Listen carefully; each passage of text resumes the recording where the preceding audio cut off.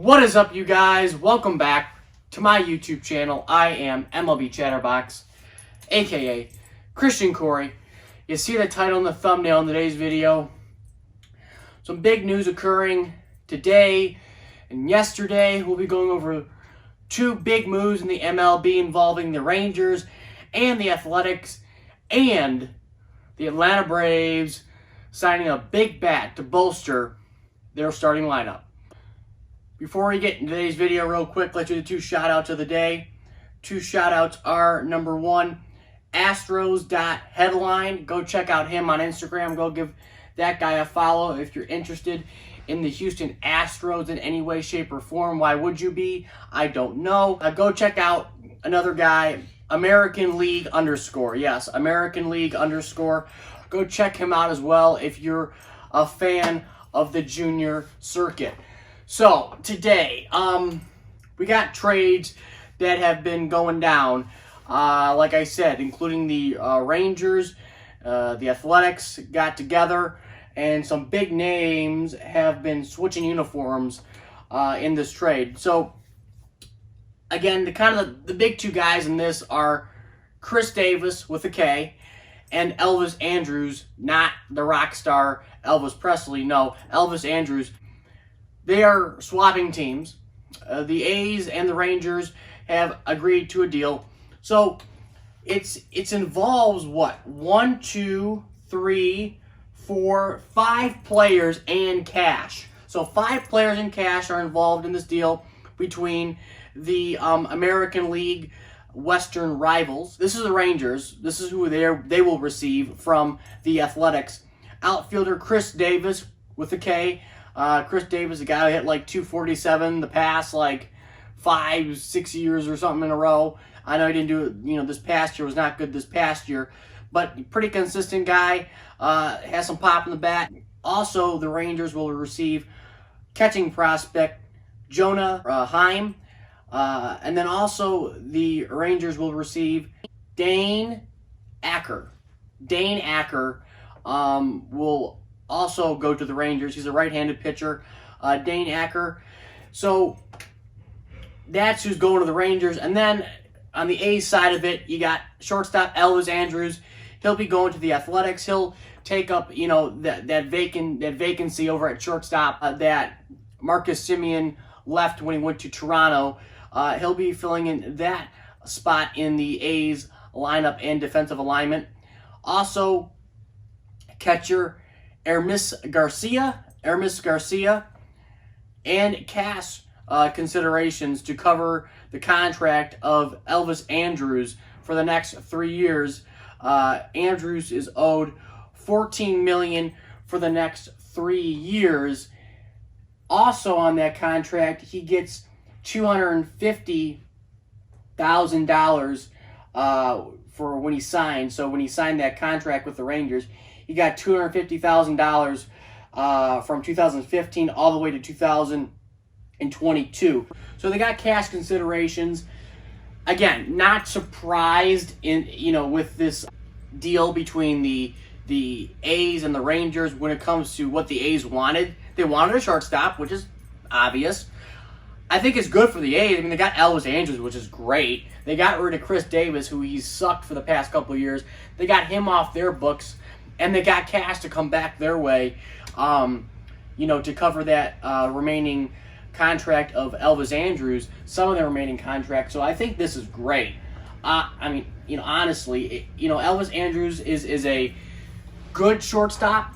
Not too good last year, had some injuries. But I think this is actually really good for the Athletics.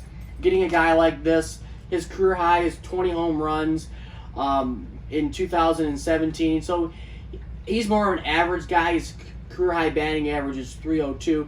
He's like a really consistent hitter. So I think this is good, both defensively and offensively. He kind of brings both to the table. He's not outstanding on one side of the ball versus the other, but I think they both kind of balance out, and this is good for the Athletics. And hey, for the Rangers too, Chris Davis, you never know, these prospects, you never know. But for what I can tell, Chris Davis going to the Rangers, If he does good, they can flip him. That's the way I always look at it. If he does good this year, they can flip him to a contending team and get more prospects back, because we can kind of tell the Rangers are not going to be anywhere near the playoff hunt here in 2021. Next topic on the list is the Braves signed Marcell Ozuna to a 4-year deal worth $65 million. I couldn't believe it when I saw it. First, I thought it was fake, honestly, but just wow. The Braves got a guy back. I think they kind of overpaid for him, to be quite honest. Ozuna, again, he's a good player. A very, very good player. He's good at times. I mean, in St. Louis, he was not good at all, really. But again, last year, just missed winning the National League Triple Crown. I know, I'm kind of glad he did not win, because it would have been really dumb. I would not have gave it to him if it was my choice, because you're playing 60 games. But, it's 60 games. Batting average will be inflated. We know that. Home runs, could be inflated, depending. RBIs will be inflated. So I'm just glad he did not win the Triple Crown last year, because it would not have been fair. And I'm not just saying that because Miguel Cabrera was the last guy to win the Triple Crown in professional baseball, but it would have been the first time in the National League since 1937.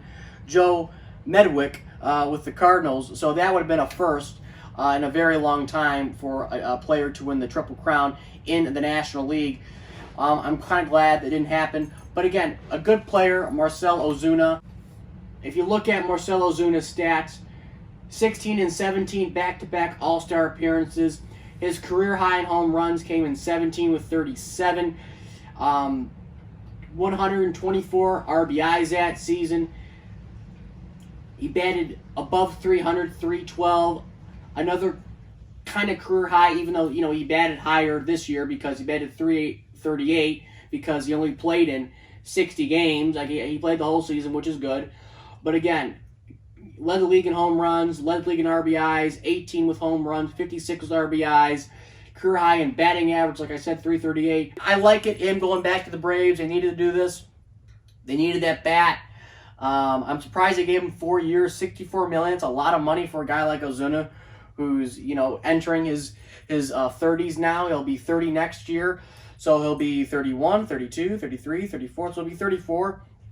When he departs Atlanta, I do not believe that there are any opt-outs in this contract. The contract includes a 5th-year club option for $16 million that would take it to $80 million, with a $1 million buyout, which would yield Ozuna $65 million guaranteed money.